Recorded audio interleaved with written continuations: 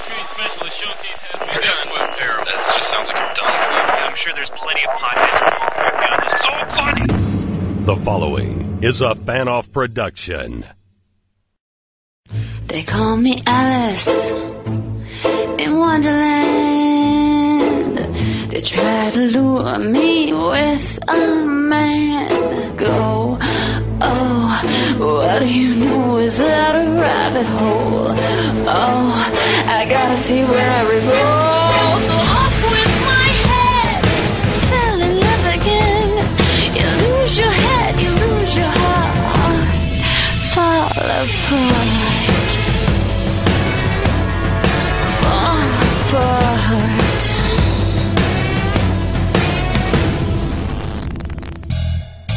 What's up, all you stars and studs? This is former WWE Diva and current First Lady of Ring of Honor and newly accepted into Johnson & Wales student, Maria Kanellis. Thank you very much. There should be some kind of round of applause.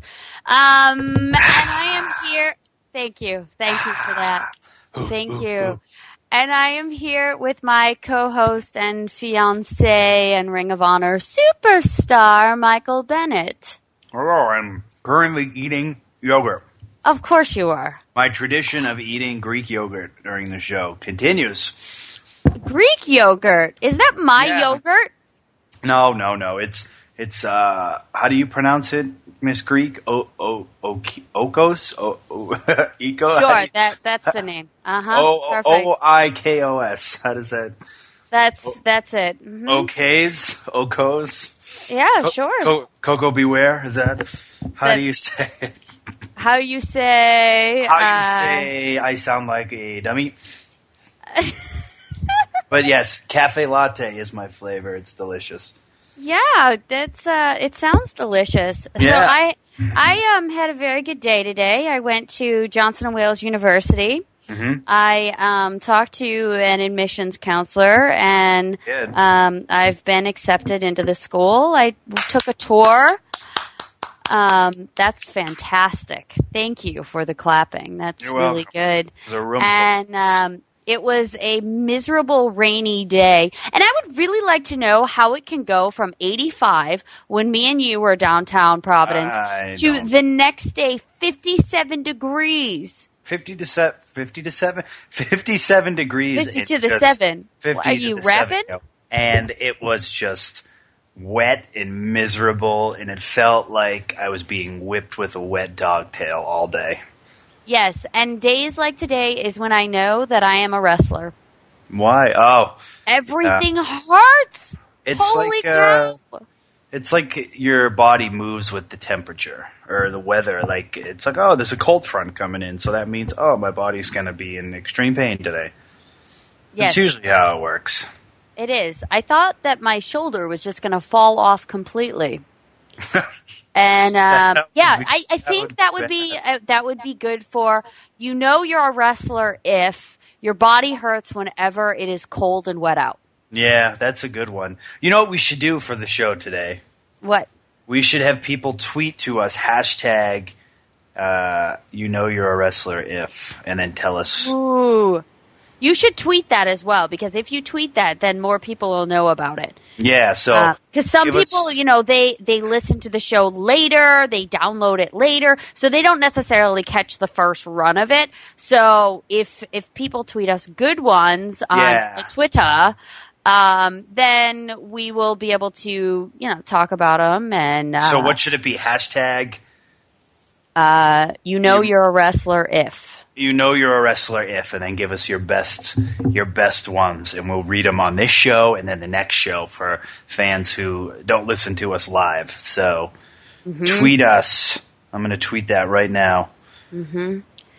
I just got a great question on the Twitter, which we'll answer before we have our fantastic guest on.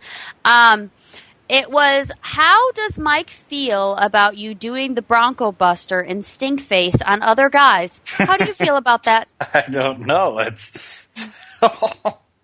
How do you feel? Come on. I need a real answer. This is very important. I feel wonderful about it. I don't care, honestly. I think it's funny. Oh, I got the hiccups now. Yeah, I think it's funny. You think it's funny? I think it's funny. I like when you do the Bronco Buster. I always think it's interesting your reaction to me doing my job compared to what other people think that your reaction should be of me doing my job. People think I should be mad and angry and yes. Like, they want me to be like this jealous, crazy boyfriend and or fiance, whatever I am, and I'm not. I don't know why they want me to be. It's just not. It's not my MO. I think if you have to be that controlling over someone, then really there's something wrong with your relationship. It's not really, it's not really good trust if when I'm acting at my job, you think something real is happening. Right. Yes. I just, if it goes for everything. We were just talking about this in acting and how I would feel if you had to kiss someone on screen or possibly a lovemaking scene. I would be okay with it. I'm secure enough in who I am and in our relationship that I'm perfectly fine with it. I'm not a jealous type. Now, if it wasn't a movie or part of a angle or a storyline, then so if I went out kissing everybody, you'd be upset about it. Oh, okay, good to know because I was worried that you cheating.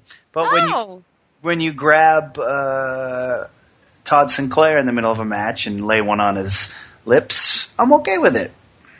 Well, that was just me doing whatever it took to win. This is true, which bothered a lot of people. Oh, it did. I don't care though. It's supposed to bother people, I think. Is it? Yeah. Hey. I think that it is, definitely. I had something I wanted to talk to you about, and now I've forgotten about it. Probably because my Blackhawks keep scaring me. One of the guys actually just fell into the net of the other team. His head went through, but not the puck. Does that count as a goal? If one of the Blackhawks' heads go through the goalie area? I don't think so. I don't. Come on! It should count. It really should count. Oh, I know what I was going to say. We are filming a movie tomorrow. A short, yes. A shorty. That already has some accolades before we filmed it.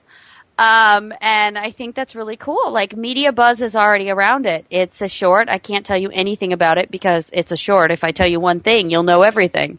But me and Mike are doing our first film together. That's amazing. Are you excited? I'm excited. Yeah? I don't have a very big role, but I'm excited to just be there and watch everything that goes into it. I don't know. It's just fun being on a movie set. Yeah, when I shot my handful of scenes for Almost Mercy, it was a blast, and I just like the vibe. It's a lot different than wrestling, but it's a lot the same at the same time. So it's really cool. What parts are the same for you? Hurry up and wait. Yeah. Hurry up. We need to do this. Get in costume. Get in makeup. Your scene's coming up next. And then wait for 5 hours. And then, it's time to go. You better be on your game. Well, it was so funny when I was filming Army of the Damned because that last scene that I filmed ended up happening at 3 o'clock in the morning, I think it was, and I had to get on a plane the next morning at 6. Oh. It was absolutely crazy, and we were trying to rip off my I had all those appliances on for my scars. And so here we are trying to rub off these appliances. And I had a scar, a real scar, for literally like 6 months after filming that movie because we had to rip it off so much so I could go and wrestle. And that's the same weekend I hurt my shoulder. Ah, see? So it was like a precursor. I should have just stayed home. You should have just left the scar on your shoulder. You should have just left the makeup on your shoulder, so when you hurt your shoulder, people were like, "Oh, what did she do?" I should have, because that would have been amazing. Especially if I would have hit it, and then as soon as the shoulder issue happened, then just removed my jacket, and there was this giant, gushing, gross that would have been scar violent. thing. It would have been. It would have been pretty violent. Would have been very violent. So has Daniel Bryan actually given up his title yet, or is that still in the works? I don't think he's actually given it up yet. I think it's still part of the story. You're asking the wrong person. I am not usually available Monday nights, so I've missed a lot. I don't think he's given it up yet. I don't know what they're going to do with it. I think they should let him keep it, personally, even with a broken neck, but that's just my opinion. I think they should let him keep it. I guess they've stalled in the pay-per-view, but... I just don't. I don't think that they should strip it from him, because do we know how bad his injury is? Have you heard anything yet? Yeah, he had a broken neck. He had surgery. He did have surgery. Yeah, he did have surgery. It's just a matter of how long he's going to be out, I believe. Do they know how long he's going to be out? I don't think they do. I honestly, again, you're asking the wrong person. I don't know a lot about the situation. I do know. It wasn't like an Edge or a Stone Cold type neck surgery, but it's still neck surgery, and it's still nothing to mess around with. So I think it's time for our guest. All right, guest time. Our guest is from 98.5 The Sports Hub, one of my favorite radio stations to listen to, and one of my favorite people, Mr. Andy Gresh. What's up, man? Hi, Mike and Maria. How are you? First of all, Maria, congratulations. Johnson & Wales is literally in our backyard. And I say our because my wife is upstairs listening. And if I didn't mention that we live really close to Johnson & Wales and stuff like that, then I would catch all kinds of hell. And when I was listening, I thought, you said you guys were making a movie, and I thought it was like, I don't know, Mike Finds Maria's Wonderland or something like that. I didn't know if you were jumping right to those kind of movies. No, we haven't. That's when the careers start to go south and we need money. That's where we're going to head after that. Yeah, that's a great one. Out, actually. I was going to say that's a great one. That's a great one for the kids, right? When they stumble upon that on the internet, like 25, 30 years from now. Yeah, definitely. I was considering going the Kim Kardashian route. I mean, it's done wonders for her career. So, well, when you have an ass like that, I guess you got to show it off somehow, right? You have to. Most I definitely. would. I would show you. I mean, Johnson & Wales is in Rhode Island. You went to the University of Rhode Island, didn't you? I did. I played. I allegedly played football there. I allegedly graduated. You know what, dude? But Mike, I'm in radio. Do you know what people ask? What kind of internships did you have? It's like eventually when you get to where you're going to end up in pro wrestling, and they say, "Where were you?" You served the apprenticeship. I mean, it's nice I have a degree, but people want to know where you worked, what you did, what's your body of work to actually break into whatever business. And I even DM'd you today and said, wrestling and radio are kind of similar in a lot of different ways, other than getting your ass beat and traveling all over the world. Yeah, that's true. I mean, I've realized in wrestling a lot of it, and I guess this kind of goes for in life, that it's really not about what you do; it's who you know. There's no question about that.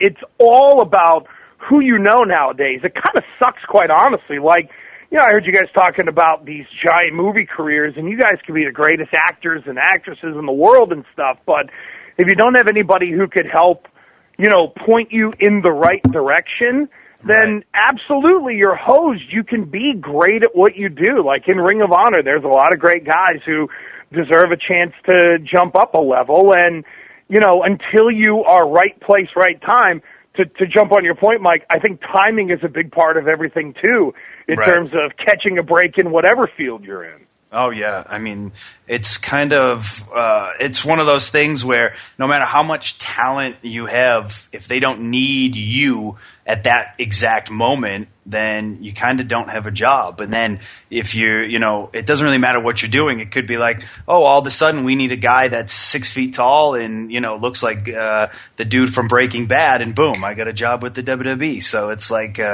it doesn't, again, it's really about who you know. So I have a question about your radio career. When did you When did you decide that was the path? Like you said, you played football, and I've heard you talk about playing football for URI a lot. When did you decide that radio or broadcasting was, kind of the route that you wanted to take? I'm a Western Pennsylvania kid. So when I was 16, I moved from Hillbillyville up to Westerly, Rhode Island, where I didn't exactly fit in right away. It's very ethnic. It's very Italian. And right. I'm this, I come in at 16 years old, and I'm this giant. At the time, I was like, at 16, I was like 6'4", 280 pounds. I'm this giant Pollock kid. Oh, shit. Oh, Mike, I'm telling you, dude, when I was 12, I was almost 6'3" and about 225. Jesus. And where I grew up in Western Pennsylvania, like Pee Wee football, if in New England, you can't play Pee Wee football if you're that big. You're SOL. There's nothing you can do. Right. When I played at 12 years old, if you were over 140 pounds, because there were big kids that I grew up with, you could be a skill position guy, but otherwise you were a lineman. So that's kind of how I got into just, being large and running people over. But anyway, we moved to Westerly, and I started listening to WFAN with Mike and the Mad Dog, right. And I thought, wow, this is a pretty cool career. And then when I figured out I wasn't making the NFL, which was way too late. You just delusions of grandeur because you're playing college football and you're on scholarship. Right. And I'm like, all right, I suck. I can only bench 400 pounds at the time. I'm not going to make it. You realize that you got to do something else. And it led me to doing an internship at WFAN in New York City, where Don Imus called me a fat fuck as he walked right by me. I hope I can say that, by the way. You can say whatever you want. Oh, excellent. Good. Yep. I know, because I have to do 20 hours a week where I can't swear, right, so yeah, I gotta kind of let it fly. And then that was it. I got hooked. For me, radio was like the wrestling business for you guys, where you get hooked in. People can't see you. There's a bit of a theater of the mind, and the next thing I know, I'm 22 years old in 1997 in Providence, Rhode Island, doing a morning drive radio show because I worked cheap. Like really cheap, like independent wrestling cheap. Oh, that's cheap. That is. Are you sure it's that cheap? If I have no problem telling them, I was working behind the scenes at the radio station at the cluster down in Providence that I was working at. Behind the scenes in '97, I got $15,000. When they moved me to on air, I got the big 3% raise. And for those who can't do math, that's $600 more. Whoa, on air first year. You were doing better than a lot of the independent guys, so. All right, that's fair. But in radio, I guess in the radio world, it is the equivalent. There's no question. Yeah, yes, no, like definitely. I heard the Jericho podcast where he said once he got paid an orange juice and a hot dog. Like, oh yeah, wow. I've had promoters who've tried to pay me in crack before, and I've been like, no, that's not why I'm wrestling. So you keep that crack, and I'll just I'll go home and cry myself to sleep tonight. If you knew Charlie Sheen, you would have been in, bro. You could have traded that for something. Had I been smarter, I mean, I started wrestling when I was 16 or 15, almost 16. So I've done a lot of shows where I was young and naive. Had I known now, I might have tried to profit it into some money. But back then, I was like, you know what? I'm just going to go home to my mom and tell her that this promoter tried to sell crack to me. I've had promoters try to give me Entenmann's and Yoo-Hoo's and stuff like that. I've been paid, and who knows? They promised me McDonald's and stuff like that. But yeah, I've actually had a ton of shows where I've paid to get on the show. So yeah, independent wrestling it's quite the career.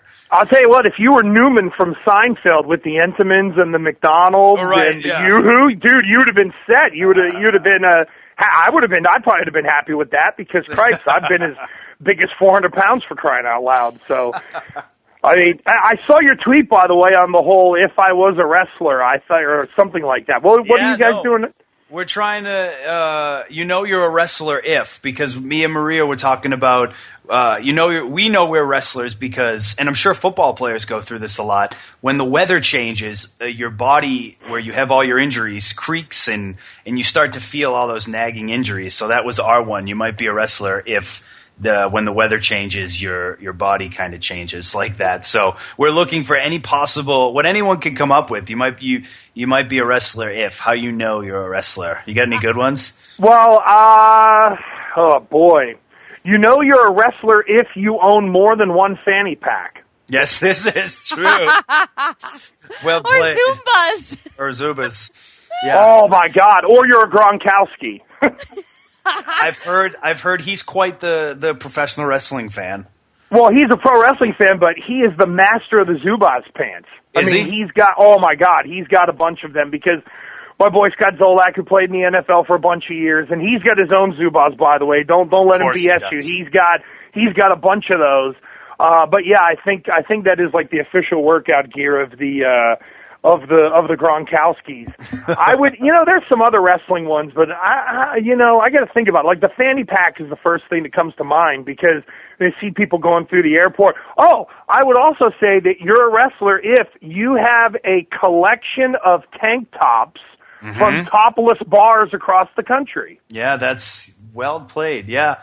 The tank tops and Zoop. We actually, when we had Lance Storm on, we were actually talking about how in wrestling the Zubas and the fanny pack needs to be brought back into wrestling because I feel like it's kind of been pushed out, but now we slowly need to bring it in because it's fashionable again. At least I think. And fanny packs they're perfect. You can keep everything you need in there, and they just fit right on your fanny. It's really funny because I do I do the traveling doing college football games and stuff, and you and I and Eddie Edwards had a big tweet fest when you guys were in Baltimore one weekend. I was doing a game at Towson University, and we were all going back and forth and stuff like that, and Eddie's avatar used to have him in the tank top, so I always laugh at that. I don't know what it is with, like when WWE put in the dress code, that was like, in many ways, what you just mentioned, Mike. Fanny pack, tank top, Zubaz, old sneakers. That was the 80s pro wrestling travel uniform. It was. Like Jim the Anvil Neidhart got thrown off that plane in like 88 in Pittsburgh for going after the stewardess, and that's exactly what he was wearing. It was like the Gold's Gym shirt, and they show him doing like the perp walk or whatever, or this pro wrestler. It's always those dastardly pro wrestlers, those out of control, roided up a-holes. Right. Yeah. And they show up in Zuba pants, and you're like, come on, dog. Like, that's right out of Central Casting. Unfortunately, that is, I think, the last time Anvil was arrested, that's what he was wearing, which I think was like a year ago. So I don't think a lot has changed. But you mentioned Scott Zolak, who I'll get to. I know you probably have a million stories on Zolak. Oh, my God. And I'd love to kind of people who don't live in this area and listen to the show, I'd love to introduce them to him. But you're currently hosting, you're on 98.5 The Sports Hub. How did that come about? Well, basically, I was working at Sirius Satellite Radio for a year. So I worked in Providence for 10 years. We get let go, right? And we had gotten hooked up with all kinds of wrestling people and stuff like that. We had a nice little run there. So then I get let go, and I sort of MF'd those people walking out the door because the guy who ran the company that we used to work for, lost like $700 million in the fourth quarter of, I want to say it was like 2007. Nice. So they decided to lop off a bunch of heads. I was one of them, signed a deal quickly with ESPN, ended up going to Sirius in 2009. And they had kind of said then, hey, would you be interested? And I was like, yeah. And literally, and this is the honest to God timeline, and this gets into some of the craziness of my business that I think is a little like pro wrestling. I'd met my wife in that like October, or no, it was November of 2009, and she always reminds me that it took me forever to respond something that she sent to me on Facebook. So this poor woman, she meets me, right? We're thinking I'm going to be in New York for another year. I'm negotiating a deal with satellite radio. And without getting too deep into it, they start to jerk around with contract language. What a shock. Sounds like a promoter, right? Right. So they start dicking around with the language, and I am standing in my apartment in Jersey City. This poor girl comes down to see me, and I am screaming at my agent and the people at Sirius like at the top of my lungs. Now, and Mike, you've met me, I'm a good 6'5", and I've lost 65 pounds recently, so I'm down to 325. But you're still very tall, so. Well, yes, I'm the sexiest 330-pounder going. Anyway, that's your new so gimmick. I'm MFing people left and right, screaming about this deal. And I hang up the phone, and I'm all pissed off. And she's like, and then I turn, and I'm like, this girl's mortified. Oh, Jesus. She's going to think I'm a lunatic. And I explained to her, I'm like, look, my agent and I have an interesting relationship. We can yell at each other and da-da-da. So I end up getting pissed off, and I said, I'm going to call the people in Boston. And literally 36 hours later, there was a contract. Mike, it's what we talked about off the top. It's timing. You know, who do you know? I made a phone call to the right person. 36 hours later, I've got a contract in my hand, and we were going to visit my brother, who at the time lived in Houston, and they had met my wife before that, and they were like, you got to come down for New Year's. I'm like, okay, fine. So we took a bunch of time off. In the meantime, I'm negotiating a contract, screaming at people. So we're sitting in an airport in Charlotte, and this is I know both of you have dreamed of having that FU moment where you can just tell someone, oh yeah, guess what? I called your bluff because the guy I worked for said to me, and I quote, I said, I will have a job within 72 hours. And he said, who do you think you are, David Letterman? At the 40th hour, I called him saying, I'm gone. Awesome. And they were devastated. We go to my brother's. We have a good time. We come back, literally land. I signed the deal. I'm on the air on like January 5th when my deal was up with Sirius. And, you know, ultimately they made some moves and the rest is history. And I've worked with Zoe for a long time now. So, you know, within me ending up in Boston, there was that bleep you moment that we all live for. And if it's the only one I ever have in my life, at least I can say I had one. It's still perfect. I'm still waiting for my moment. It'll happen. Might have to wait a while, but you'll get it. I hope so. I'm patiently waiting for that big FU moment, but it's so sweet, and it's like eating again another Seinfeld reference. It's like eating a Mackinac peach and just letting the juices just run down your chin. So the Blackhawks game just ended regular, and of course they are tied. Who do you think is going to win tonight, Gresh? I kind of like the Kings, Maria, and I know that you're. Listen, I know that you're a big Blackhawks fan, and I'm sure there was some interesting wagering between you two last year that may not be suitable for air, but we can say whatever we want on here. After the Bruins lost, I literally said suck it with hand motions for a good 20 minutes to a half hour, just over and over again. Just a lot of crotch chopping. Just crotch chopping and saying suck it. It was awesome. And then this year... That's an FU moment. You just happen to love the person you were saying it to. That's true. And this year, when the Bruins were out of it, I might have done the same thing again. Yeah. Oh, that is. I'll tell you what. Now you're moving to New England, so you got to kind of calm that down a little bit because, as Mike knows, I mean, he and I have talked about it. Bruins fans are pretty rabid to say the least. But look, you got to give the Kings credit. They have a world-class goalie in Jonathan Quickweather. He's squirting water to people in the stands that are going to sue him or not. That's a team who's been there. They've done that. So is Chicago. I think they're both really good teams. From the Bruins' end, it's just really difficult because I think in our heart of hearts, everybody around here knows they're better than Montreal. And to lose to Montreal, that was the worst. I mean, that would be like losing the WCW title to David Arquette. It's just not, it would just kill you for the rest of your life. And it happened, and then you still have to look back and go, that really happened, didn't it? Yeah, yes, it did. It's freaking brutal. But I mean, are the Stanley Cup playoffs not amazing? Regardless of who's in it, Stanley Cup Finals hockey it might be the best of all of, and I've done Super Bowls and been to Super Bowls and all that stuff, but Stanley Cup Finals hockey, there may be nothing better to watch on television. Oh, I love it. I absolutely love it because it's like it's like wrestling, but it's not. It's like the real men just going to like I don't like basketball because they fall too much and then they have a term for falling. What is it called? Flopping. Oh my God. Whoever flops the best, which for me is just too feminine in my sports. I don't like it. And then in baseball, it's like too long. Like how long does it take for you to get your balls under control? I mean, Don't now.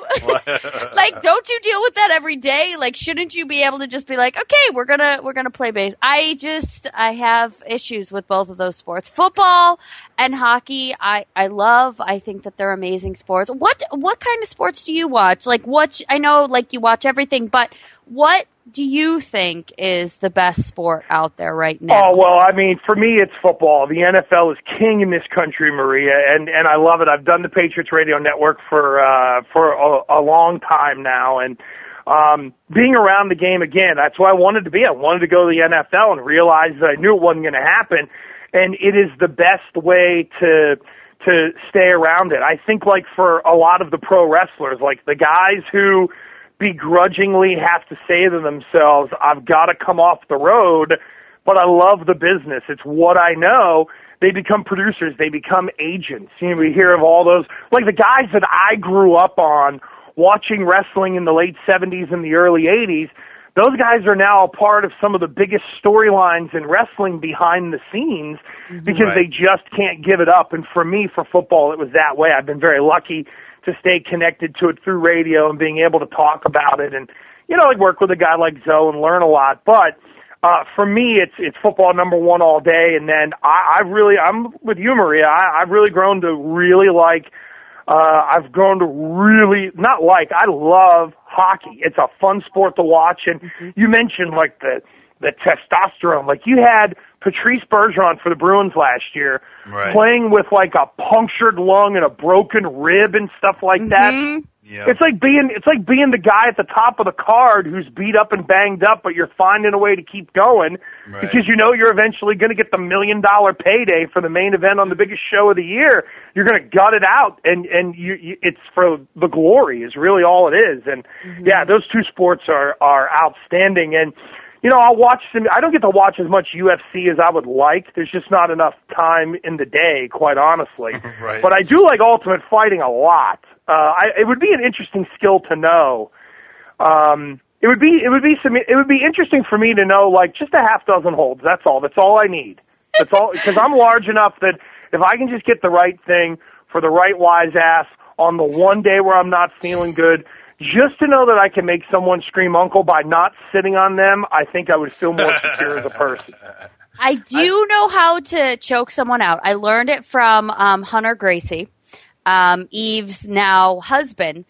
He taught me how to choke someone out. And I actually worked with Eve Torres, who choked out Matt Hardy. But, you know, it does work, this chokehold that she taught me. And just knowing that alone, I feel like more of a badass. See, and that's what I need. Like, I got the size to go with it. Like, I see, for me, the part of radio that really connects with wrestling is the verbal part. You know, the great Dusty Rhodes, you know, being able to talk people into have an ass every 18 inches. And how did they do it in the 70s and the 80s? It was really microphone skills. See, I could never be a manager because I'm too big. That's true. It wouldn't, like, seriously, it wouldn't work. Like, people wouldn't believe it, but I would love to cut a promo. When I watch ROH TV and I saw you two with Adam Cole, and Maria, you kind of started the promo, and then Mike sort of took over, it's like, God, that would be awesome to do just one time. Like, could you verbally eviscerate someone on camera for 45 seconds and capture people? And that's kind of like the verbal part of radio. You've got to get people interested. You've got to make them want to listen to what you're going to say and react to what you do. I find that part of it fascinating, but, I mean, let's face it. Again, a 6'5", 325-pound manager walking to the ring, I would have to portray myself as like the world's biggest wuss for a way for it to get over. And it would be hilarious. I'm sure it would be funny. I'm sure that would be a great character. Oh yeah, I could imagine like you chasing like a tiny guy.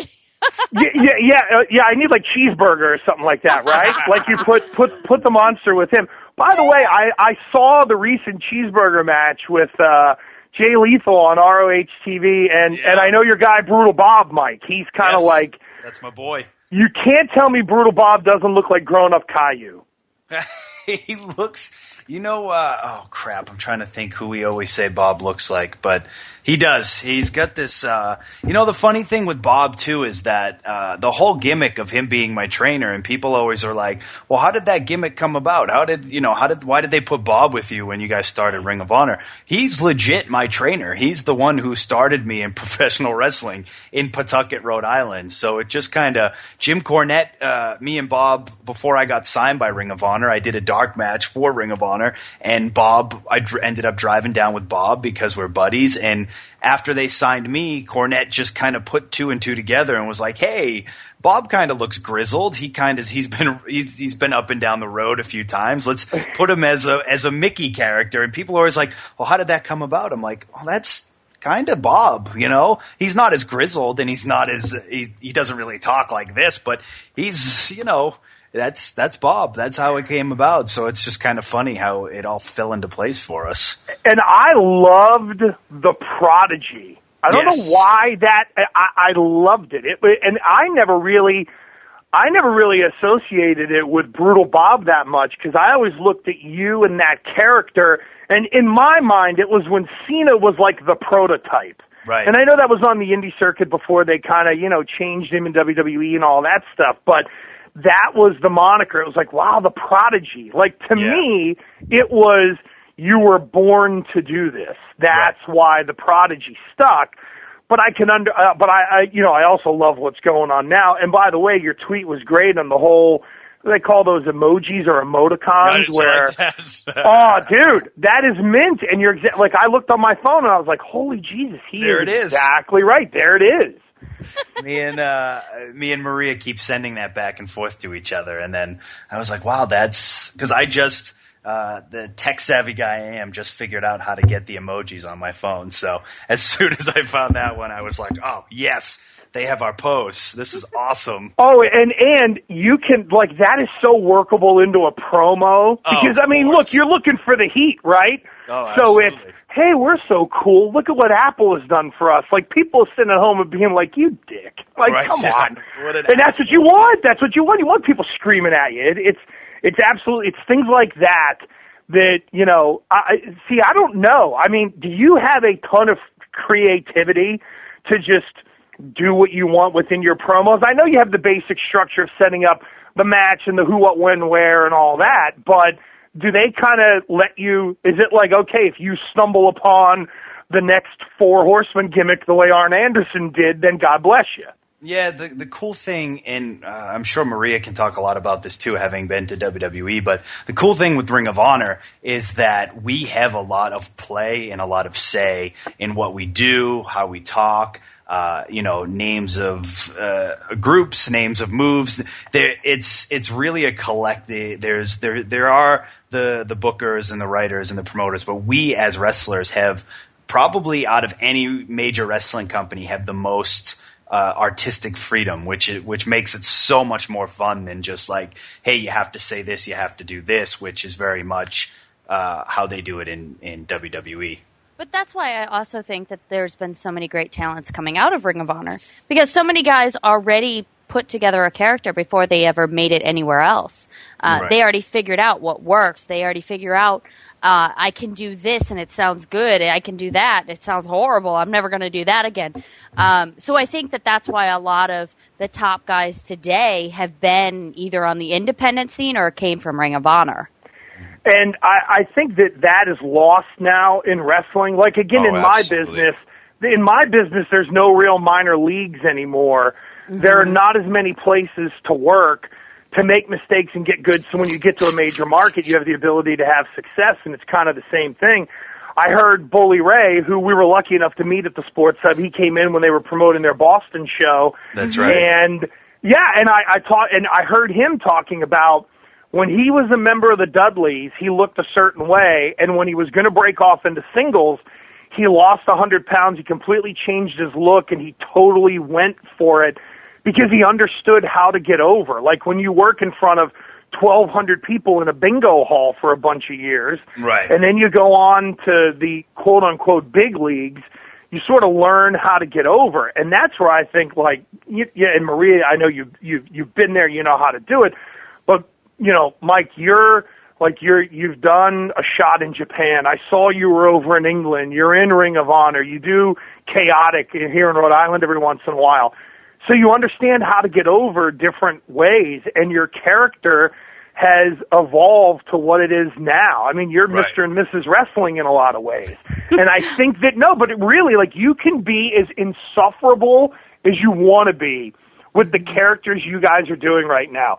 You could be lovey-dovey one night. You could be ruthless a-holes. You can be D-bags. You can, with your characters, you can take it in any direction that you want. And I got to think, from the creativity standpoint, you must have like one of those Larry David from Curb Your Enthusiasm type notebooks. Like, if lost, please return to Mike Bennett for reward. Yeah, I do. He totally does, and it's completely full. And then his notes in his phone is completely full. And then he's got an iPad, and that's completely full. And there will be times in the middle of the frickin' night that I'm curious as to what in the hell he is watching, because I am hearing the most random music coming out of the TV that he's watching of wrestling in the middle of the night, because he wants to learn this one particular move from this guy back in 1970, and he can only learn it in this one match. And I'm just astounded by how much wrestling he really is attached to and knows.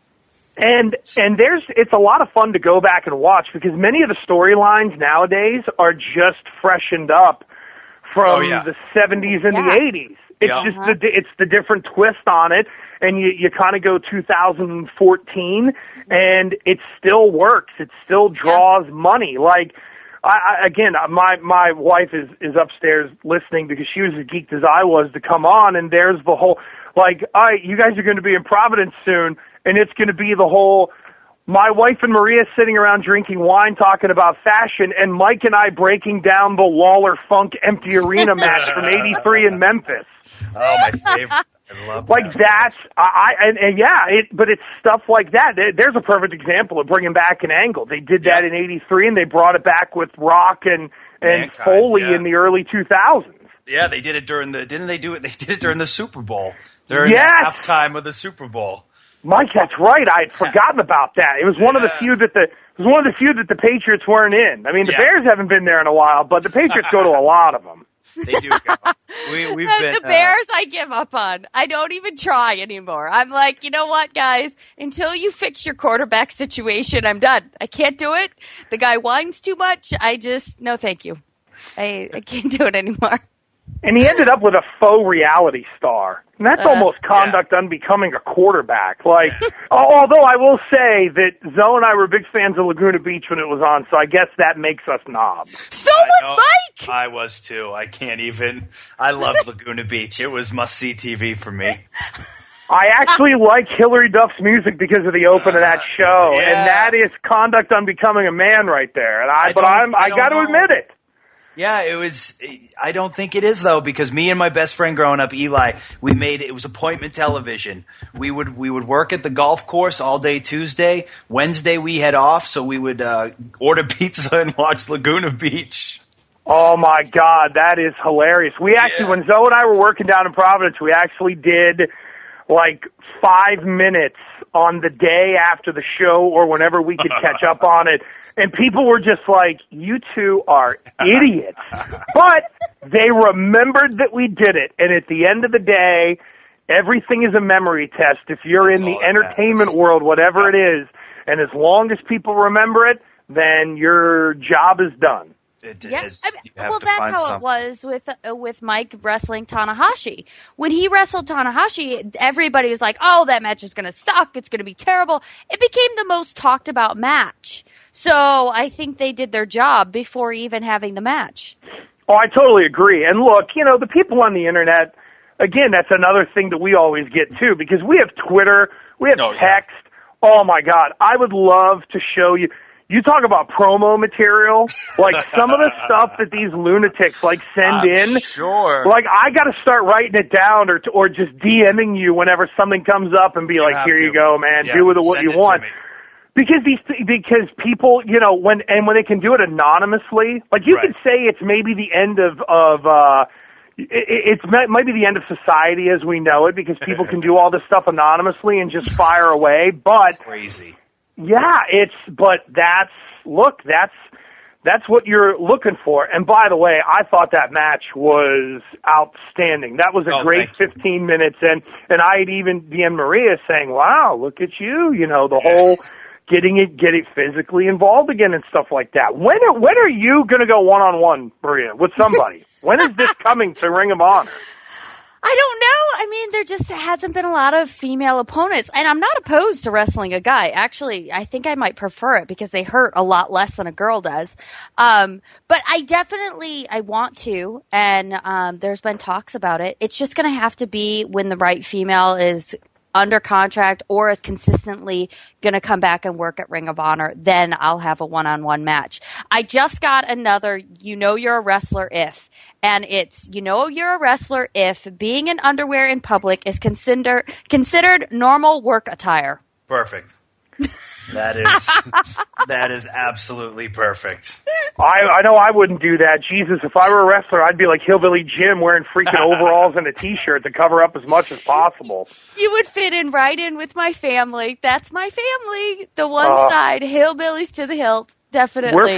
We're from Western Pennsylvania, and I give my wife credit because I was never into NASCAR, and she kind of got me into watching people go around in circles. And yeah, so she added to my redneck tendencies. But oh yeah, I'd have to cover up. And there's, I would say, you're a wrestler if you have small arms, but you insist on wearing elbow sleeves.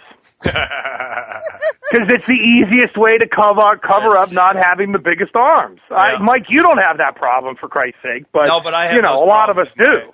I have my dad's skinny chicken legs. I have really skinny calves that my dad passed down to me, so I try to cover up my calves as much as possible. Well, that's why they make Zubaz number one, and number two. That means you have something in common with Tom Brady, because have you ever seen him in a pair of shorts? I don't think I have. Does he have skinny legs? Oh, yeah. And I like him, and he helped me with my book that I wrote, The Great Book of Boston Sports Lists. He's on the cover, and he contributed in terms of a couple of different lists and giving me some answers and everything, but we've talked about this on our show, so it's not like it's passé, but You've never seen Brady straight up in like a pair of shorts. It's either jogging pants, or if there's shorts on, he's got like the leggings on underneath, like he's gonna go Prancer size. See, that makes me happy, because if anyone listens to this show, they know my secret love affair with Tom Brady. It's not really secret, dude. It's not secret anymore. You put it out there to everybody. I have thrown it way out there. You send me photos of Tom Brady like he's your girlfriend or something. Yeah. I'm amazed by your man crush on him. Well, you start sending pictures of Jay Cutler, then there's a problem. Yeah, see, it's okay. Tom Brady's acceptable. Jay Cutler, not acceptable. So I do. No, he's the only dumb person who I could think of who went to Vanderbilt. He is such a moron. I can't even. Every time I'm in Chicago and watching a Bears game, I'm just like, he sucks. He's terrible. I feel sorry for you guys. I've had battles with my man Zoe for years over Cutler, and he finally caved in. Jay Cutler's like Tony Romo. He's a great guy to have on your fantasy team, but when you really need to win football games, he's got nothing. Yeah, exactly. And we have to. Speaking of Zoe, see, people from Boston in here know who Zoe is, but I don't think besides maybe his wife, no one probably knows him better than you do. You have to explain Zoe to our listeners and who he is and why he's batshit crazy. All right, he played in the national. He played in the National Football League during an era when the Patriots, and Mike, you remember this? Oh yeah, were really bad. Like 1 in 15,000 people, kind of bad. And he played under Bill Parcells when Parcells came in.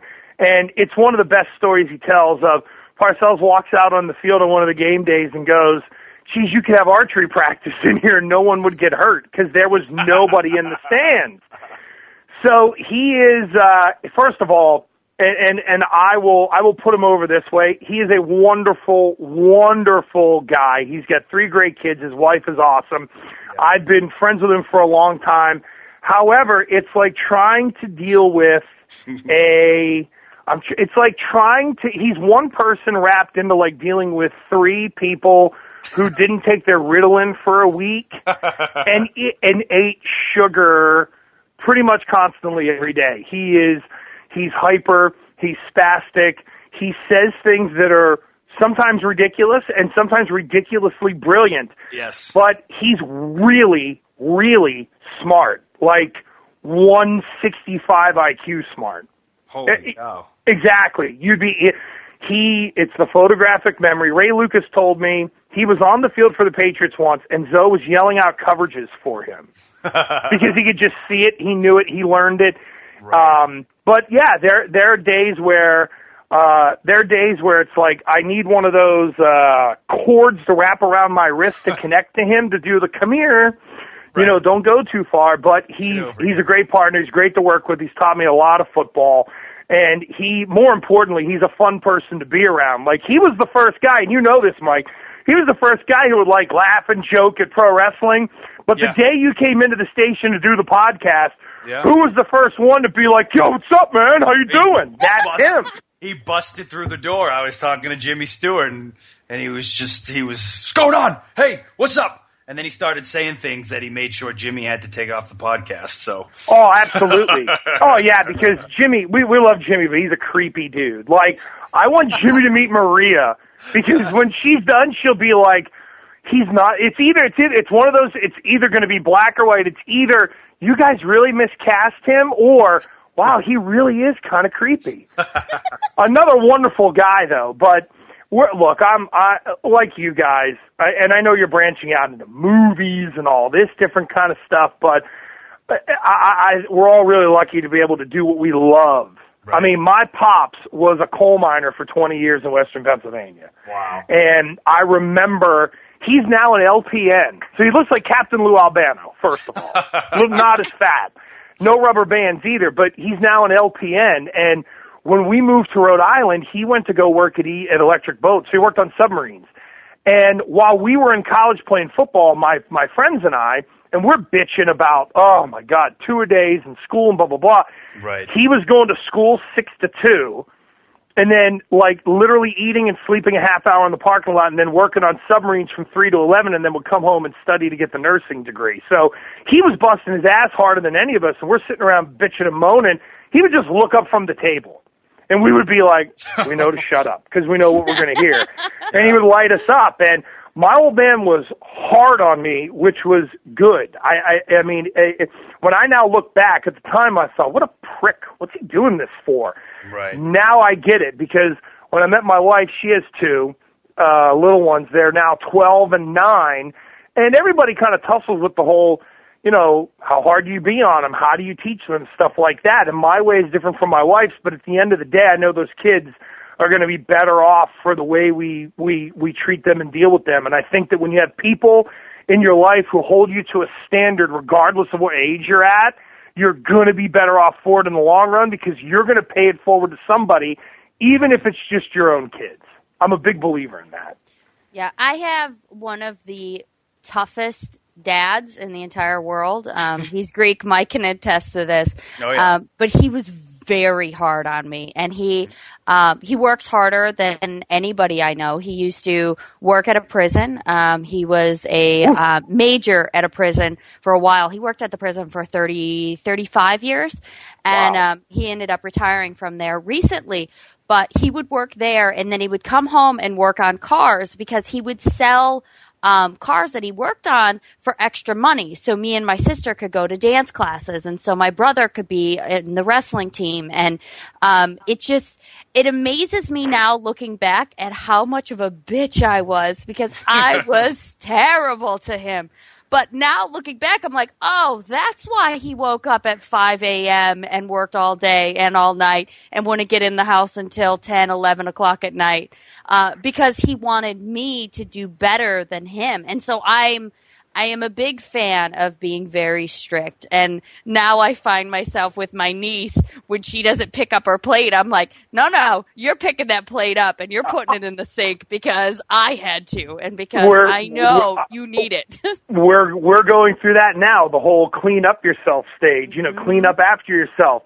It's just, the evolution of bringing up little people, I think. However, what did he think when you, and I cannot believe I'm admitting I saw this movie and I'm dropping a line from it, when you walked in the door with the Aseno, with maybe not long hair, dating my daughter from my big fat Greek wedding. When Mike walked through the door, how could she do this to me? Bring home an Aseno with the long hair, he not ask me? Oh, I'm very curious as to how that one went over.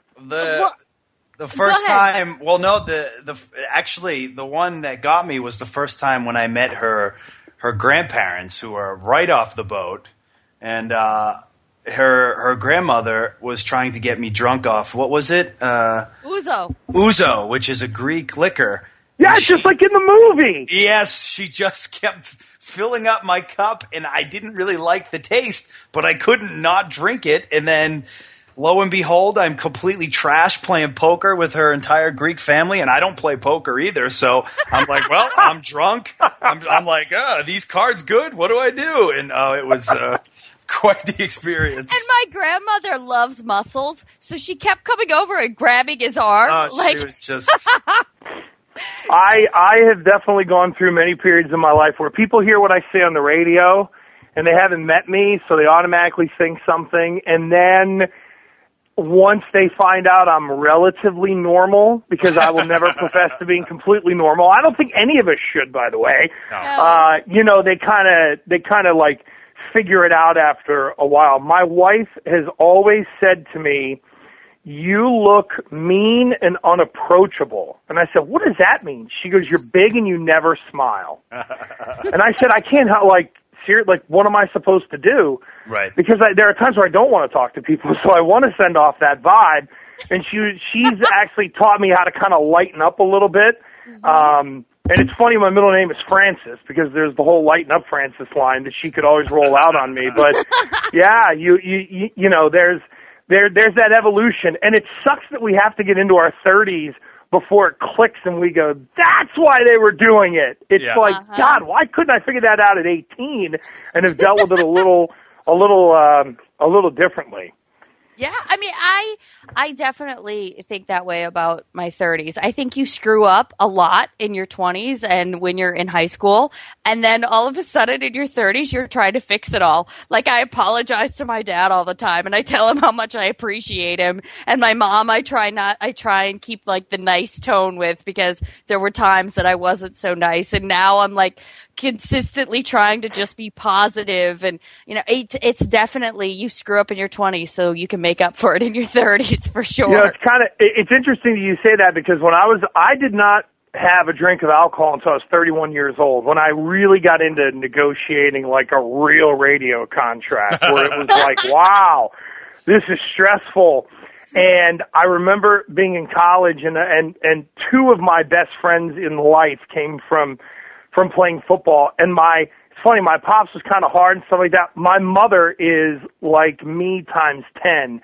I remember her calling me. I'm like 20 years old. She goes, "You're friggin' boring. Bring some people down to drink with me." And I'd bring them down, because we didn't live but 20 miles from URI, and my mother would have a party ball of beer set up, and she would make a bunch of pepperoni rolls. And my teammates loved going to my house, because they were like, yeah, Gretchen's mom's got beer. This is great. And I didn't drink, so I was always the designated driver. So whenever my parents need help, my friends were always willing to come help, because they knew they were going to get fed and they're probably going to get boozed up. I probably shouldn't be admitting this, but the statute of limitations is gone. We're all like late 30s now. We're covered. It's way past that. No. So I want to ask you a couple questions before we get off the podcast with you, because I know you probably have to get to your wife or do something. I don't sleep very well. I'm not a big sleeper, so do your thing. I'm straight. She's loving it. She's listening. I do want to ask you, who's your favorite wrestler? Oh, without question, it's Ric Flair, because I grew up in the 80s for me, it's funny, we talked about baseball earlier. I played Little League Baseball.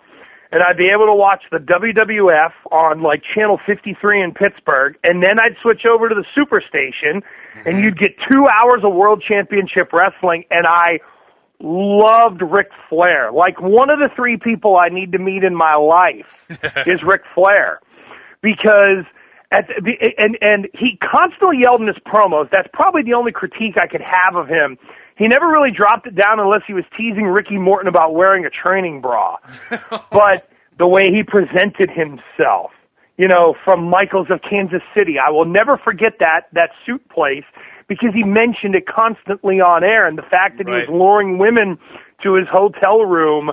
We're going to be in Philadelphia at the Marriott in room 1121, and they'd be lining up. And I'm thinking to myself as a 12-year-old, this guy is the balls. It doesn't get much better than him. And, he's hung on too long a little bit. But, for me, it was Flair all the way. And I still love WWF. Don't get me wrong. I still watched it as a kid.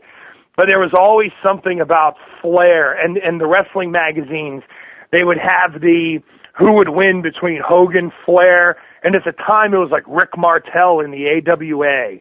Right. And I'm always thinking, oh my God, Flair would smoke those guys because he goes 60 minutes every night. And the more and more I learned about the wrestling business, the more and more I learned how the guy was kind of carrying the NWA as the world champion and the demands on that guy and how he really lived it. Mike, you mentioned earlier about the Prodigy was a real character. Yeah. Because that was you. Well, Flair lived it. That's a part of the reason why he was so great. So, Maria, for me, it's Ric Flair. He lived it more, I think, than people even know. I did a seminar one time with Terry Taylor, and he told a story that because when Terry was breaking into the business, Flair was the man. He was the guy. He was the champ that everyone wanted to be. And Terry got his first opportunity to wrestle Flair when he came into the town, and Flair showed up, I think, either 2 or 3 hours before the show started, and he was completely hungover, disheveled, clothes a mess, smelled like booze, smelled like BO, and Terry saw him and was like, holy shit, how am I going to wrestle this guy? 2 guys literally carrying him into the arena because he had been out all night partying. And Flair was just like, all right, they were going 60 minutes that night, and Flair was like, walked right by Terry Taylor, I'll see you out there, okay? As soon as 2 hours later, Flair's music hit, dressed to the nines, in perfect shape, came out, wrestled 60 minutes like he wasn't fucking out all night the night before. Terry told us that he would literally do that every single night. So after he wrestled Terry for 60 minutes, got over his hangover, back on out with the 4 Horsemen, and do the same thing all over again that night. He lived his gimmick to the T. I went out with him before. It's crazy. Yeah. Oh, come on, do tell. I mean, you probably can't. Well, I think I can. One of my favorite stories is when we were on an overseas tour, and these overseas tours are 19, 21 days. You're away from your family. You're overseas, so your cell phone is a little shoddy, and you don't really get service too much. So basically, you're cut off from the world. So you are just in wrestling world. So here we are. It's day 12, and somehow Flair has got all of our flight attendants from our private plane to come and hang out with us and party. So all of them are down there partying. We're wondering where Flair's at. Flair comes down in nothing but his robe. Yep. Yeah, sounds about right. That's about right. I've heard those. The rest of the night, let's just say his robe was on and off. And it was a very interesting night, very educational, and the flight attendants were not so great on the plane the next day. When WCW ran Providence, when I first got into radio, I got to do this kind of barnstorming tour with Mean Gene. Mm-hmm. So I'm with Mean Gene Okerlund, and I'm 24, and first of all, I wasn't drinking at the time. Mm-hmm. If I had been open to drinking, it would have ended really badly because Mean Gene was the best. He had a way, and he had a way with women. He always had one-liners. He could make them laugh. He was kitschy. He was cute. He could find a way to hook you in. His Flair stories are awesome, and it normally ended up with something like you said, Maria, in the robe, maybe in an elevator, on-off, or maybe down by the bar, on-off, stuff like that. And one of his great promos, I've spilled more, or I've wasted more money on spilled liquor than you could make in a month. Oh my God. One of the best lines ever. Most definitely. So next question would be, what would you change in wrestling? Woof.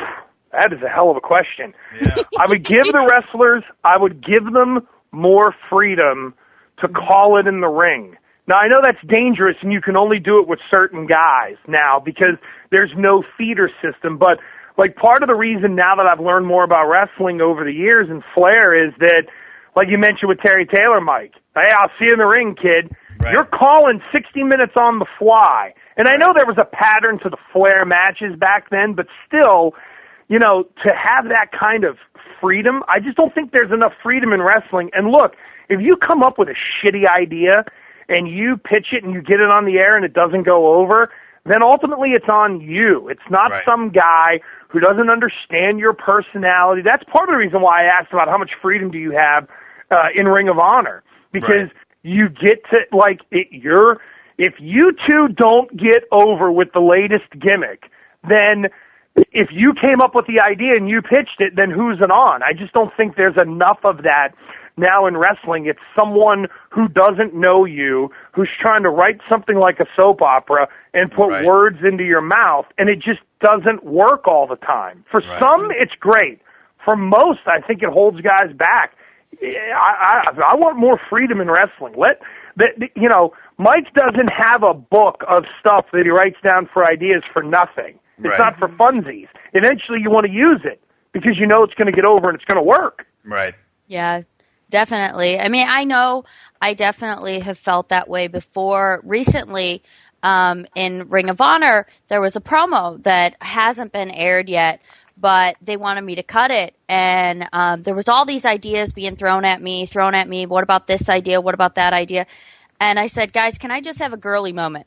So I went to the bathroom office and gathered my thoughts, came back, cut this promo, and it was my words with their concepts.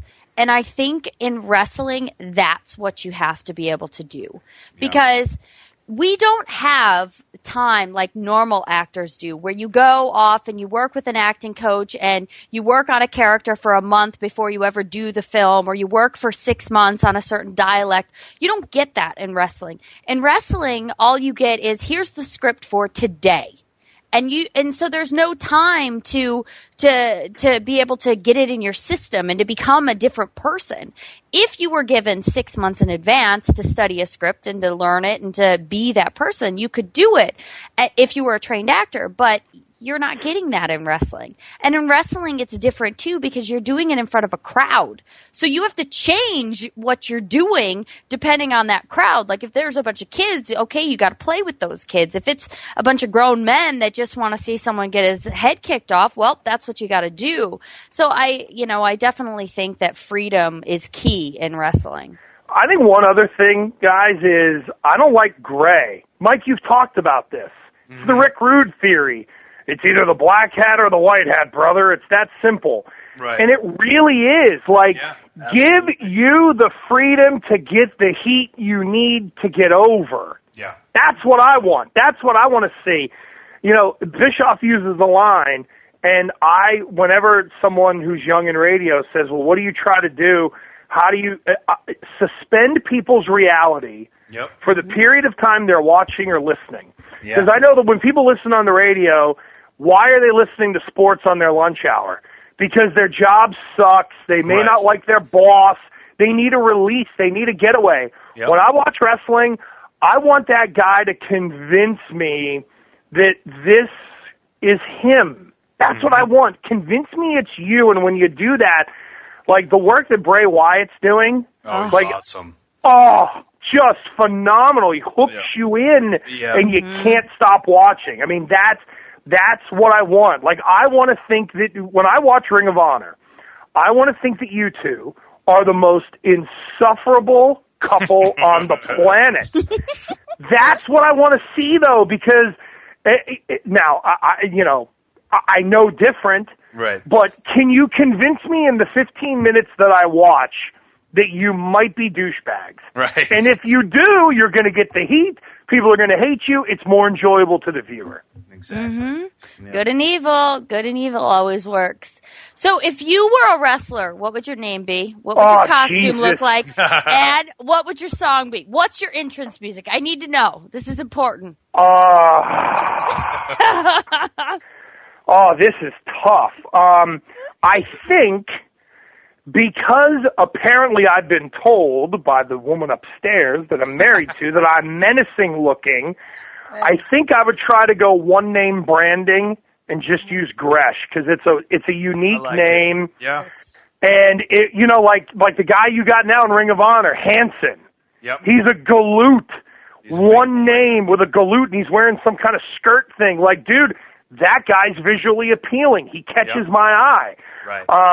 So for me, it would probably be, boy, I'd be really I don't look like Mike, not even close. I'd be self-conscious like a son of a gun. I probably would have dressed closer to like Bubba Ray Dudley in ECW and covered up as much as possible. I love AC/DC's Highway to Hell. That's great. If I could Shark Steen's music from Ring of Honor, I love that song. It's perfect because it hits and you can come right out of the curtain and people are going to pop. I would probably have to go with, I would just go one name. I would probably wear too many clothes because I wouldn't be in great shape. I'd be self-conscious. I'd be able to talk like a son of a bitch, but I probably wouldn't be able to work very well, which has made a lot of people a lot of money in wrestling, so I probably wouldn't complain about that. Yeah. And it would be something Highway to Hellish, but it would definitely have a crescendo at some point within the first 20 seconds for me to be able to pop out, and I would insist I would never be a face. I'm serious, I'd never be, because it's easier to be the antagonist, it's easier to be the dink, it's easier, I think, for promos, it probably fits my style a little bit more, and I would never be afraid of the heat, because when people really hate you, you're going to make a bleep load of money. It's true. And it's an actual fact, which I've found in wrestling. And since you're a nice person in real life, the nicest guys in wrestling in real life are usually the dicks on TV, and then vice versa. It's just how it works. I don't know why. The nice guys on TV are usually the biggest dicks in real life. So that's for some reason that's just how it goes. I don't know why. Mm-hmm. Okay. Well, I'm glad you're heel then. Yeah. Because it would fit. Because I've said to many people, you're one of the most normal wrestlers I've ever met. It's funny because when I first started talking to him and we first started dating, I was very surprised that he was so normal. I was a little concerned at first that maybe I was getting myself into something that would happen very quickly and be over, but no, he was a very normal guy, so it's nice. Yeah, he was. It was. I don't want to say it was a pleasure meeting you because again, it's the old almost like conduct unbecoming a wrestler, but it really was. It was cool. I mean, look, regardless of what you do in entertainment, unless you're some wacko living in California with more money than you know what to do with, and you just start to lose your way. I think a lot of the people in the entertainment biz are kind of normal, like the comedians from Boston, like Lenny Clark and people like that. They're normal guys. Like, he yelled at me once on the Patriots sideline. I can't believe you said that about Belichick, you son of a bitch. Get over here and give me a hug, you bastard. Like, everybody's just normal people. They're hanging out. They're chilling out. They got kids. And I would like to think that the era of the 80s eventually will not taint everyone's opinion of pro wrestlers moving forward, because that was a whole decade of lawlessness in all forms of entertainment, not just pro wrestling. Yeah, and it seems like a lot of those guys, unfortunately, a lot of them have either passed on or are unfortunately, they're cleaning themselves up, like Jake the Snake and Scott Hall. But I think wrestling has taken a turn where it's like you see the guys. One of the guys I admire the most is Cena, just because all the work he does with the Make-A-Wish Foundation, and I think. With all that work, I think wrestling is kind of headed in that direction where you have the Cenas and the Daniel Bryans of the world where it's like, all right, it's not all guys just snorting cocaine, doing steroids, and drinking all night and going crazy and screaming at a camera. Here's a bunch of guys who are visiting, the veterans and visiting kids with illnesses and, doing all this charity work. So I think hopefully that's the direction wrestling's headed in. I'm with you, and I think that, whatever form of entertainment you're in, I think we forget about the reach that anyone has, whether it's on the radio or TV or in movies. Yeah. You have an amazing reach, and it's the old, if one person has a bad experience, they're going to tell 10 other people. And I know I've been victim of that many times where maybe I wasn't completely perfect with someone, and I know it gets back to them. And a lot of people, they just like, oh, that's that, loudmouth a-hole or whatever. And I know I can't change them. So the only thing I can do is just try to make sure it doesn't happen with the next person or anything like that. But, Mike, I'm totally with you. When, the business is going to stop giving people like Nancy Grace ammunition. Yeah, exactly. I totally think it's going to, because like I said, a lot of those guys are either cleaning themselves up or their time has passed on. So in this new era of guys are seeing, luckily for us, we can learn from their mistakes and we can say, hey, you know what? We're not invincible, and popping pain pills every day mixed with steroids and vodka and cocaine is probably going to have an effect on us in 20 plus years. So yeah, you'd think so. One would think so. Yeah, I think that it's changing a lot too. Just watching the guys talk so much about health now. Like, so many of the guys are talking about DDP yoga and training differently, and how now they're trying to stretch more and they're trying to do all this thing.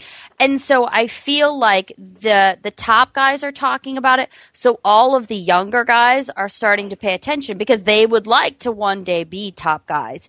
And it always has to be top down. It has to be the people you admire. And when you're reading an article about Triple H and he's talking about how he has to train differently now and he wishes he would have known this 10 years ago or 15 years ago, I think that's really going to have an effect on these younger guys and what they're doing with their bodies. But I think maybe just one more question, and then I would definitely love all of your plugs for the radio and your Twitter and all that kind of stuff. This one is probably the most important question. If you were a superhero, who would you be? I don't. Wow, I'm really out of my element here. No, seriously, because to me, I watched cartoons when it was like Yosemite Sam and Bugs Bunny and stuff like that. Okay. I think I would have to go with probably something relatively close to my personality, because at times I do think, I'm not going to say it's split, but it's the whole nice guy go. No, I would probably say the Incredible Hulk. Okay. Nice one. Because I would be relatively normal until it's like the Bruins. Don't poke the bear, damn it. Don't poke the bear. Because then the bear comes out. And then they lose to the Blackhawks and Mike gets taunted. And then I get crotch chopped and it's brutal. Dude, hold on a second, okay? You're complaining about her crotch chopping you. Right? It's not like it's Bastion Booger. You know what I mean? My team had just lost, so it was very sensitive. I do understand that, but when you really stop and think about it, it was the woman you're going to marry someday doing it, as opposed to the sweaty guy who spent $20 in the front row at the that's true. At the New Burns Arena, who's doing it to you for the 60th time, expecting the same reation. That's true. All right, good point. I think I can deal with it now. I'm trying to cushion it, brother. That's all I got. I'm just trying to cushion it a little bit, for crying out loud, because we all we all bleed with the Bruins. Well, I must say, it was very, very sweet of you guys to invite me on, and we got to talk a ton about wrestling, which was a ton of fun. I really do appreciate it, and it's again, it's the whole reach. I never would have envisioned, like when Mike and I finally connected on Twitter, I was a holy shit moment because I'm such a wrestling fan. Right.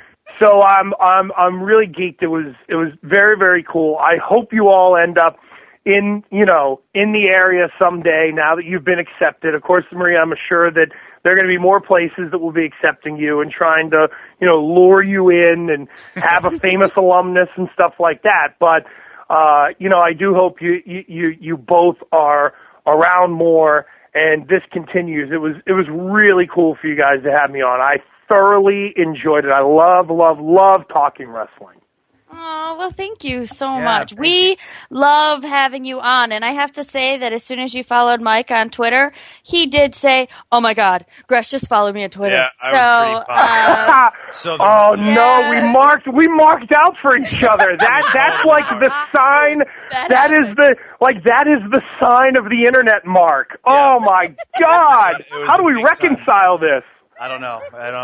I do know that the Bears are playing the Patriots this year, so we may have to meet up at Gillette sometime this year and watch. Hey, listen, I have access to club seats. They're relatively sequestered. I have access to the broadcast booth. I've thrown you the invitation. You know it's there. And if I weren't in the basement, I would probably be able to hear my wife like jumping up and down or something and kind of fist pumping because again, I know what it is the event. I know what it's going to turn into. There's going to be a lot of wine drinking on one side and football and wrestling talk on the other, and that's totally good with me. Perfect. That's awesome with me. And actually, that game is right after our honeymoon. So we will be very happy people, and we would love to join you guys there. We got club seats, and I'm sure the calendar is already circled. Perfect. Well, then we will see you in Gillette. That is awesome, guys. Again, thank you very much. And again, I'm super lucky and flattered that you guys had me on. And when Mr. and Mrs. Wrestling are eventually at WrestleMania, I'll be able to say I knew you when. And now it is time for me to go back to Japan. Great way to close it out.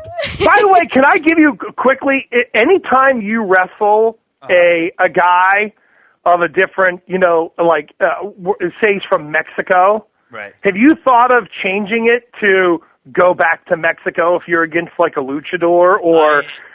I have not, but now I am thinking. But now it's now changed. The wheels are it's turning. Done now. Now I'm getting that notebook out again. Like for Tanahashi, it really worked. It the worked. whole go back to Japan. That was perfect, yes. But if you're against a Guerrero... Right, it has to be go back to Mexico. Or exactly. If I'm and you can do Canada. Yes! And you can do the whole DB look into the camera with it, too, and people will be like, you son of a bitch, how you can't do that? Perfect. Or and then they pay their $20 if it's against like a guy from... I don't know, like a hillbilly guy or a guy that looks like go back to the country or go back to... If against Jay Briscoe, go back to Delaware. Go back to Delaware. Yeah, perfect. All right, I like this. I like this idea a lot. If people want to follow you or listen to your show, where can they go? We're super easy. At Gresh and Zo on Twitter, GRESHANDZO. And I'll plug for my boy at Scott Zolak, too, because I got to take care of him. And you can go on. We have CBSBostonSports.com. We have the CBS Audio Roadshow app where you can listen and all that stuff, where we actually do get a ton of web traffic. We're very lucky from that end. We've been, knock on wood, again, I don't want to pee on the rug or anything, but we've been very lucky to build one of the best sports radio stations in the country. Absolutely, I'm super fortunate to work there. And we got, again, I get to meet all these cool wrestlers, and it's that's a part of the perks of the job. So Thank you for the gratuitous 20 seconds, Maria. I appreciate that.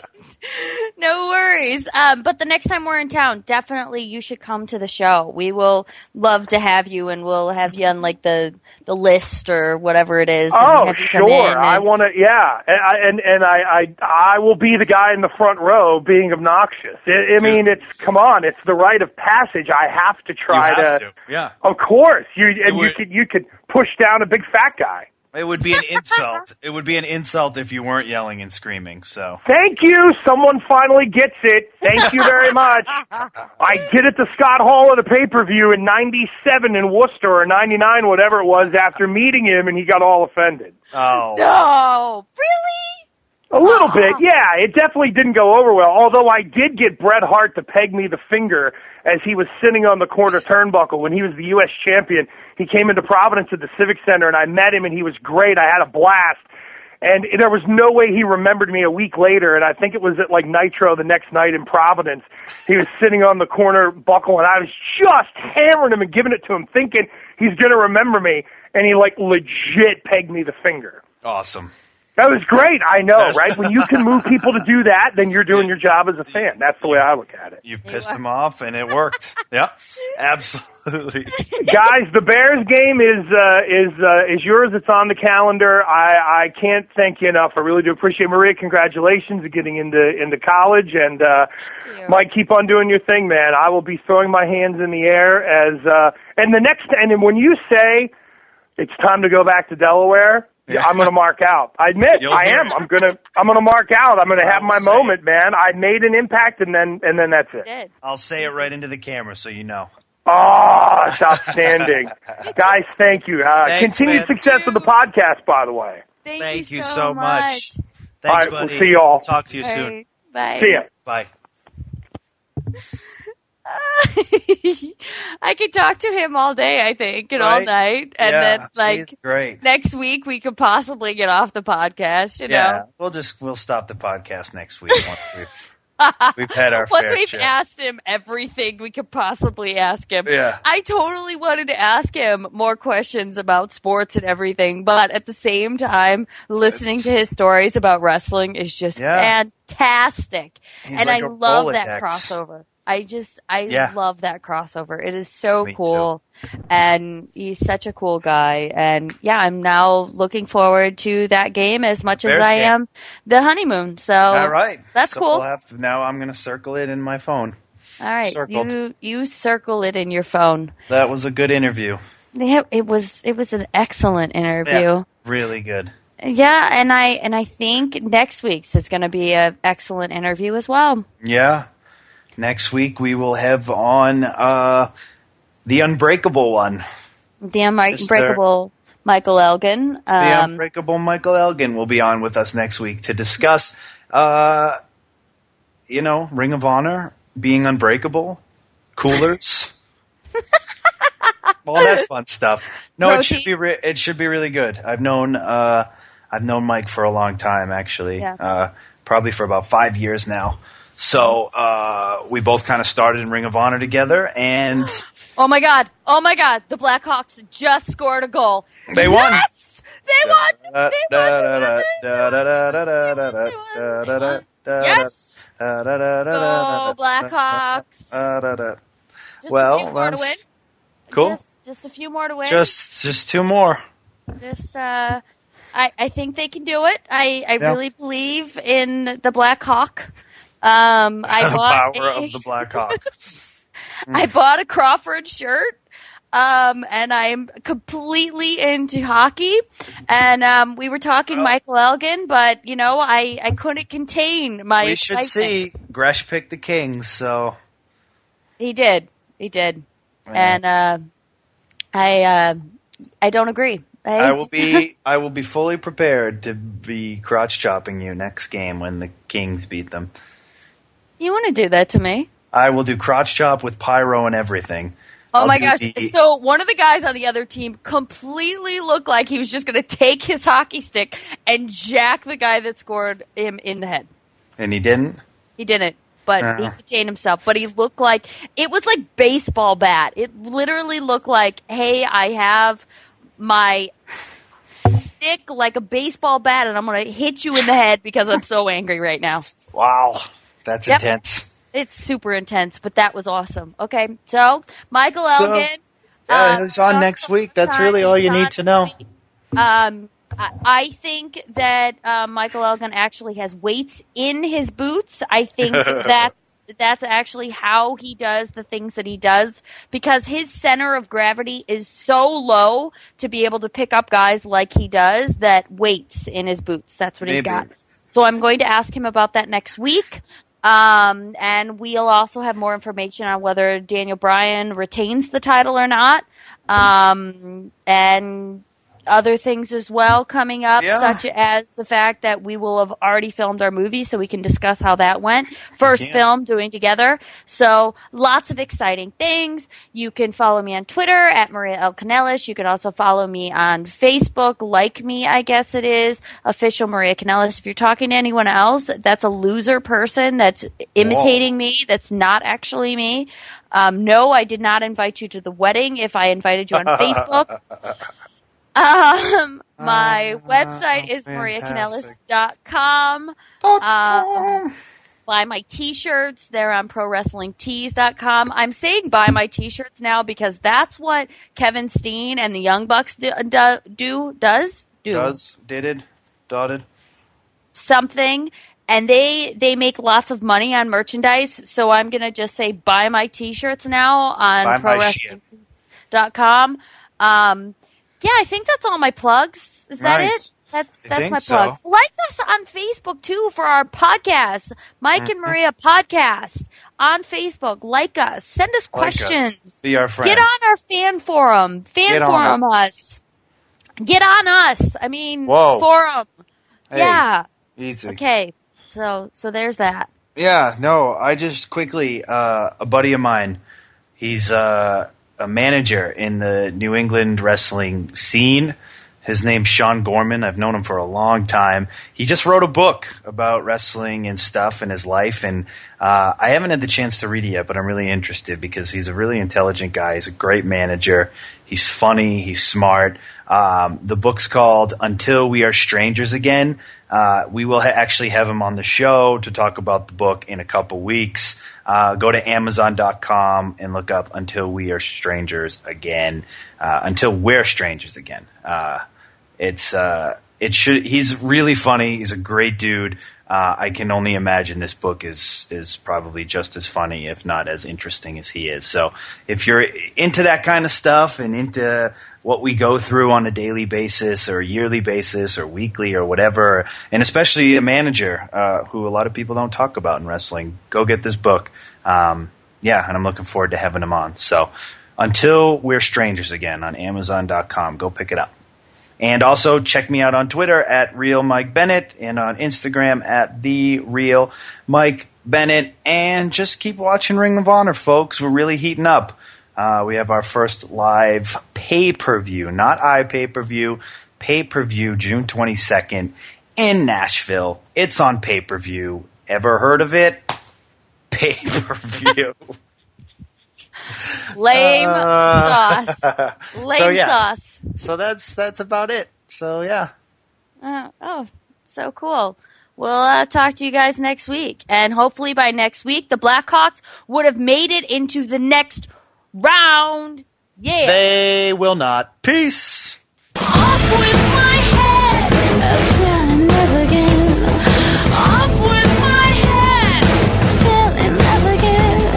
You lose your head, you lose your heart. Off with my head, fell in love again. Off with my head, fell in love again. You lose your head, you lose your heart. Fall apart.